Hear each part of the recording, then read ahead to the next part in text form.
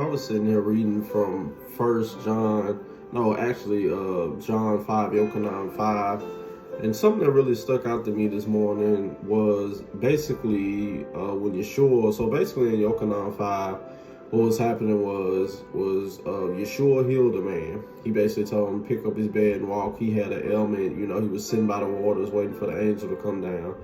And what happened was when he healed them, the Jews of that time, or the religious people of that time, basically told him that, hey, it's the Sabbath. You can't have your cot, your bed moving around. That's work. They thought, the type of work that, you couldn't do was anything that required like any type of, physical exertion or something like that. But they eventually, approached Yeshua about it, and Yeshua actually started talking to them, telling them about, like, how in the world don't you guys believe me? Y'all been searching the scriptures, you claim you love Moses and all that other stuff, but I've come to do, like, the stuff that I'm doing from the Father who sent me himself, and it's like, you guys can't see it. You guys basically can't understand that I'm here from the Father. So, and one of the things that he said to me, that said to them that stuck out to me, he says, but you are not willing to come to me that you may have life. I do not receive honor from men, but I know you, that you do not have the love of Elohim in you. I have come in my Father's name, and you do not receive me. If another comes in his own name, him you will receive.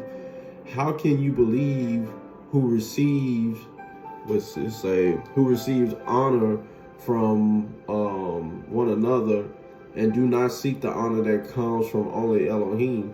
So basically he's saying, like, I'm coming to you from the Father himself, doing his works, the ones that you claim that you know, that you worship, but still at the end of the day, like, you won't believe me. But I bet if somebody else came in their own name, doing stuff in their own authority, trying to get their own reputation up and stuff like that, you will believe them. And we see, like, a lot of this when it comes to cultural Christians today.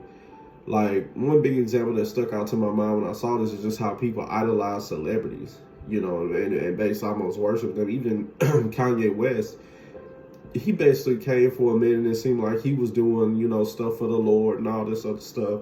He made, his album and stuff like that he's saying he was going to be a Christian, he was going to do more stuff for the church. But people couldn't see through that was basically a facade. It was fake.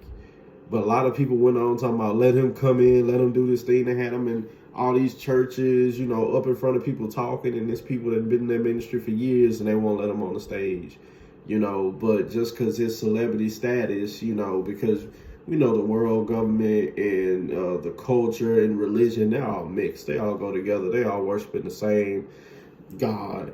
But they was believing in Kanye West and all that other stuff, and he went off and now back to doing his same thing, talking about he finna make porn, like Kanye West porn sites and all this other stuff. But people believed him. They couldn't see through that it was a facade, it was a fake, that he was coming to glorify himself, that he really wasn't here to do anything for the Father, for the Lord. But that was something that really stuck out to me, is just how quickly we are to believe people that have like these hidden agendas, these secret things, who really ain't come to really glorify the Father at all. But those who really do glorify the Father, it's like you won't believe them.